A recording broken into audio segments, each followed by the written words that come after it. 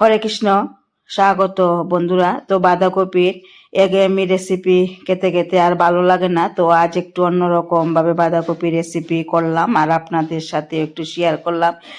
এখন তো বাঁধাকপি খেতে আর বেশি ভালো লাগে না, তো এইভাবে যদি আমরা বাঁধাকপি বানিয়ে নিই, সকালের খাবারই হোক বা দুপুরের বা রাতের খাবারই হোক, গরম গরম ভাত, রুটি, পরোটার সঙ্গে এই রেসিপিটা খেতে কিন্তু একদমই দারুণ লাগে, আর একবার খেলে কিন্তু বারবার খেতে ইচ্ছা করবে।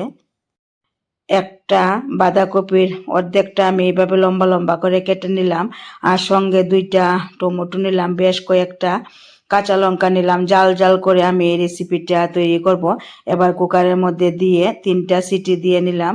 এবার সিটি দেওয়ার পর নামিয়ে নিলাম। এইভাবে নামিয়ে নিয়ে একটা থালার মধ্যে রেখে দিতে হবে। রেখে দেওয়ার পর একটা ছুরি নিলাম, ছুরির সাহায্যে আমি এইভাবে ছোট ছোট করে কেটে কেটে দেব। তো আপনারা চাইলে এখানে শিল নোড়াতে বা মিক্সি জারেও করে নিতে পারেন, তবে এটা কিন্তু একদম মিহি করে করলে হবে না, একটু দানা দানা করে রাখতে হবে। দেখুন আমি এইভাবে ছুরি দিয়ে কিন্তু দানা দানা করে নিলাম, তো এইভাবেই করে নিতে হবে।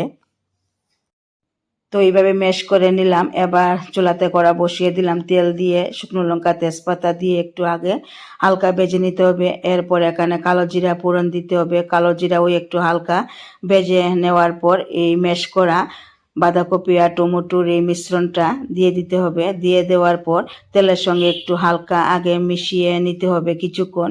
এইভাবে মিশিয়ে নেওয়ার পর এরপর পরিমাণ মতো লবণ, পরিমাণ মতো হলুদ গুঁড়ো, জিরে গুঁড়ো আর ঝাল লঙ্কা গুঁড়ো দিয়ে দিতে হবে। দিয়ে দেওয়ার পর এই মশলা এই মিশ্রণের সঙ্গে খুব ভালোভাবে এইভাবে মিশিয়ে নিতে হবে কিছুক্ষণ। আর এখানে 3 থেকে 4 মিনিট রান্না করতে হবে, আর একদম অল্প আঁচে রান্নাটা করতে হবে। তো 3 থেকে 4 মিনিট এখানে আমি রান্না করে নিলাম। এবার ধনেপাতা কুচি দিয়ে দিতে হবে।